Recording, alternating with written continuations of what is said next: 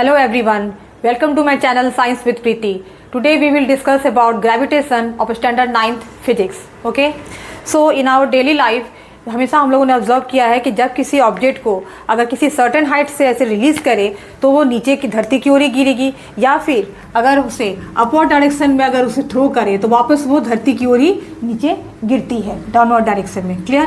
ठीक उसी तरह से हम फिर ये भी ऑब्जर्व करते हैं कि सन के चारों तरफ अर्थ मूव करती है और अर्थ के चारों तरफ मून रिवॉल्व करता है। यानी कि कुछ ऐसा एक है जो एक हर एक ऑब्जेक्ट एक दूसरे को बैलेंस कर रहा है विथ सर्टेन फोर्स।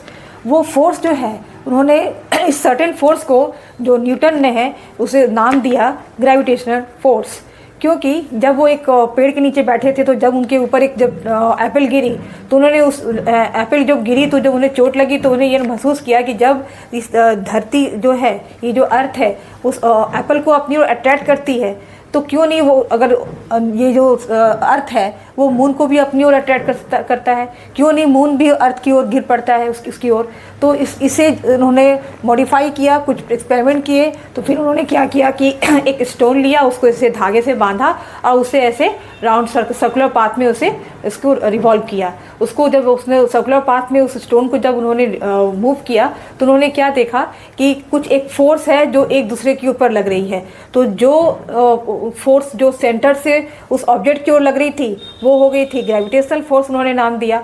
और जो ऑब्जेक्ट जो सेंटर की ओर लग रही थी, ऑब्जेक्ट से सेंटर की ओर, वो उन्होंने उसका नाम दिया सेंट्रीपिटल फोर्स। तो जैसा हमने कहा कि उन्होंने बोला कि कोई सर्टेन फोर्स है जो एक दूसरे को, हर एक ऑब्जेक्ट एक दूसरे को अपनी ओर अट्रैक्ट कर रहा है, एक दूसरे को बैलेंस में रखा है, और उस फोर्स का नाम उन्होंने दिया ग्रेविटेशनल फोर्स। ओके, तो इस तरह से जैसे सेंट्रीपिटल फोर्स के बारे में उन्होंने ऐसे जो बताया, तो जिस तरह से उन्होंने एक प्रैक्टिकल भी करके देखा कि उन्होंने क्या किया कि स्टोन को एक धागे से बांधा और उसको सर्कुलर पाथ में उसको ऐसे रिवॉल्व किया। रिवॉल्व करने पे उन्होंने देखा कि वो हर एक पॉइंट पे कांस्टेंट स्पीड के साथ मूव कर रही है और हर एक पॉइंट पे उसकी डायरेक्शन जो है वो चेंज हो रही है। ओके, और इसकी जो क्योंकि इसकी डायरेक्शन चेंज हो रही है इसलिए इसकी जो वेलोसिटी है वो भी चेंज हो रही है।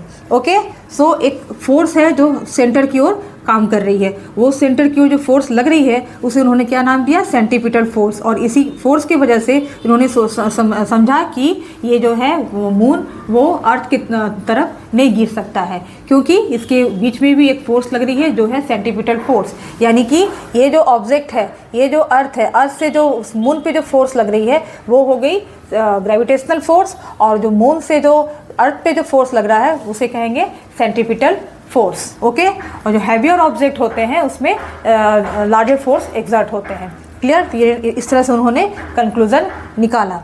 ओके, सो जिस तरह से उन्होंने यही देखा कि अगर एप्पल अगर धरती की ओर गिर रही है, इसका मतलब कि एप्पल में भी कुछ फोर्स है, वो भी कुछ फोर्स एक्सर्ट कर रही है।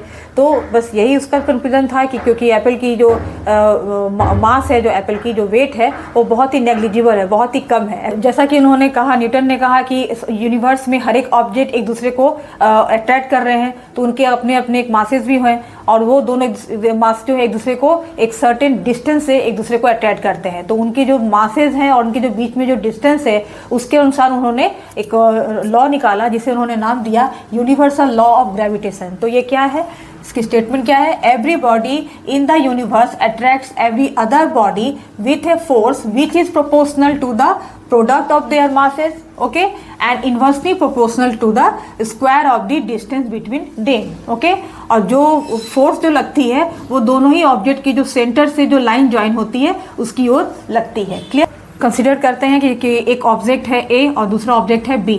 ओके, जो कि ऑब्जेक्ट ए की जो मास है m1 है और ऑब्जेक्ट बी की जो मास है वो m2 है, और दोनों के बीच में जो डिस्टेंस है, जो सेंटर से जो दोनों के बीच के जो सेंटर से जो डिस्टेंस है वो है d। ओके, d डिस्टेंस से एक दूसरे से सेपरेटेड है। ओके, और जो उनकी जो फोर्स लग रही है वो दोनों के सेंटर से जो लाइन ज्वाइन हो रही है उसकी ओर फोर्स लग रही है। क्लियर? तो जो फोर्स ऑब्जेक्ट ए पे जो फोर्स लग रही है बी के कारण और ऑब्जेक्ट बी पर ए के कारण फोर्स लग रही है, दोनों एक दूसरे पे फोर्स लगा रही है। क्लियर?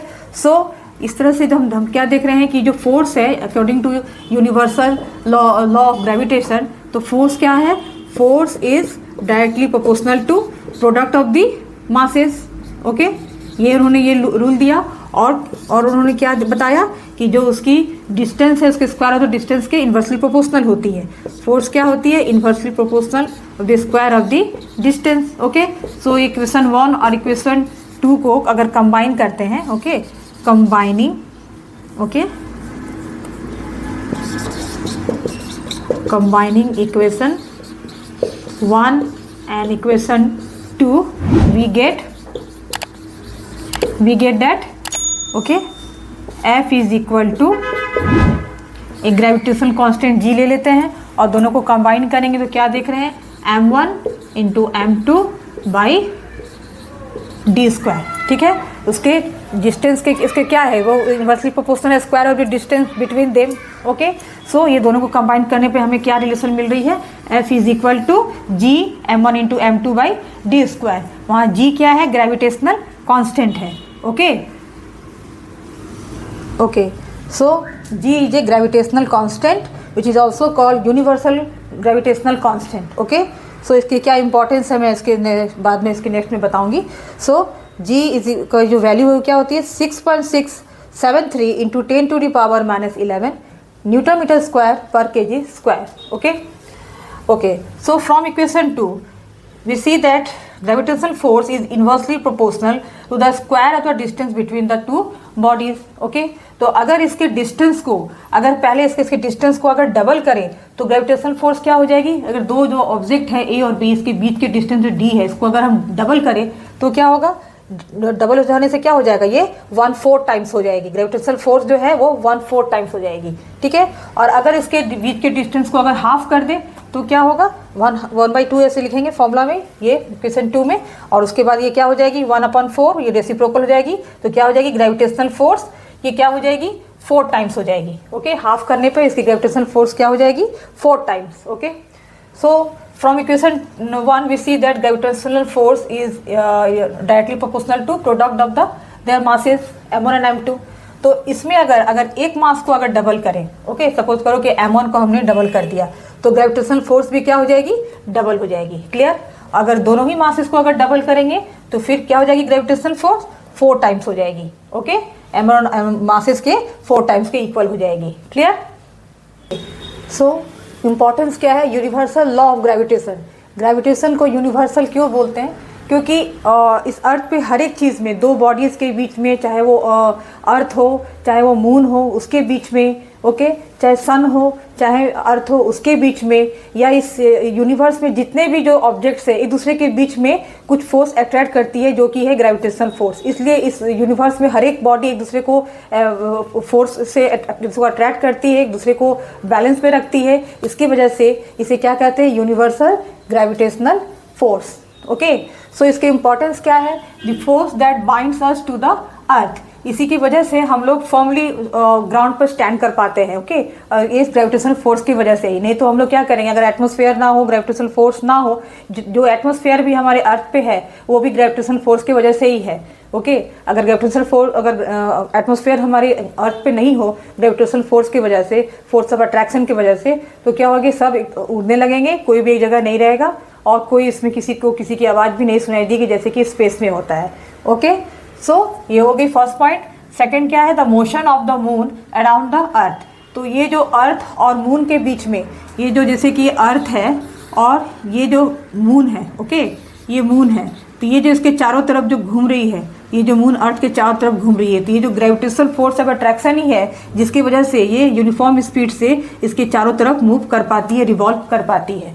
ओके, तो मून जो है इसके चारों तरफ रिवॉल्व करता है, अर्थ के चारों तरफ रिवॉल्व करता है कांस्टेंट स्पीड के साथ, क्योंकि ग्रेविटेशनल फोर्स ऑफ अट्रैक्शन उससे अर्थ की वजह से लगती है। ओके, नेक्स्ट है the motion of planets around the sun. तो सन के चारों तरफ भी जितने प्लैनेट्स हैं, सन है, सन के चारों तरफ भी जितने प्लैनेट्स हैं वो सब क्या है? सब घूमते रहते हैं। ये सब के सब जो है, सबके बीच में ग्रेविटेशनल फोर्स ऑफ अट्रैक्शन सन की वजह से लग रही है, जिसकी वजह से सब अपने अपनी स्पीड से अपने अपने सर्कुलर ऑर्बिट में, सर्कुलर पाथ में उसके चारों तरफ रिवॉल्व करते रहते हैं। ठीक है, तो ये हो गई उसकी third point, the motion of planets around the sun. ये सब में ग्रेविटेशनल फोर्स ऑफ अट्रैक्शन लगते हैं। ओके, तो जैसे कि the tides due to the moon and the earth. Last point क्या है? The tides due to the moon and the earth. तो जैसे कि ये अर्थ है, ओके, और ये अर्थ के चारों तरफ जो ये रिवॉल्व करती है, ये जो मून रिवॉल्व करता है इसके चारों तरफ, तो जैसे जैसे इसके नज़दीक आएगा, इलिप्टिकल वे में भी घूमते हैं, ठीक है, सर्कुलर पाथ तो पूरी होती नहीं है, वो इलिप्टिकल ही होती है। तो जब घूमते घूमते जब इसके नज़दीक आते हैं तो जो मून का जो फोर्स ऑफ अट्रैक्शन होता है, जो ग्रेविटेशनल फोर्स ऑफ अट्रैक्शन होता है, वो जब अर्थ के पास जब आता है तो उसकी जो भी इसकी जो ओशन के जो समुद्र की जो पानी जो होती है, उसकी जो लेयर है, उसकी जो लेवल है वो ऊपर उठने लगती है, जिसके चलते टाइट्स होने लगते हैं। इसकी पानी के लेयर जो है ऊपर ऊपर ऐसे करके उठने लगेंगे। ओके, ये ऐसे ऐसे करके उठने लगेंगे, जैसे अगर ये मून अगर अर्थ के नज़दीक आ जाए तो जितने भी पानी के जो समुद्र के जो लेयर है ओशन के, वो धीरे धीरे ऊपर उसकी लहरें उठने लगती हैं, जिसे बोलते हैं टाइड्स। ओके, जिसे ज्वार भाटा भी हिंदी में बोलते हैं। तो ये होती है मून के ग्रेविटेशनल फोर्स ऑफ अट्रैक्शन की वजह से, जब उसके वो काफ़ी नज़दीक अर्थ के आ जाती है तो। ओके, सो इस वजह से ये ग्रेविटेशनल फोर्स ऑफ अट्रैक्शन की इसको universal gravitational force of attraction कहते हैं। ओके, क्योंकि इस यूनिवर्स में हर जगह ग्रेविटेशनल फोर्स हर बॉडीज़ के बीच में लगती है, जिसकी वजह से इस यूनिवर्स में हर एक बॉडीज़ के बीच में ग्रेविटेशनल फोर्स ऑफ अट्रैक्शन लगने की वजह से इसे यूनिवर्सल ग्रेविटेशनल फोर्स कहते हैं, और ये इसके इम्पॉर्टेंस है। क्लियर?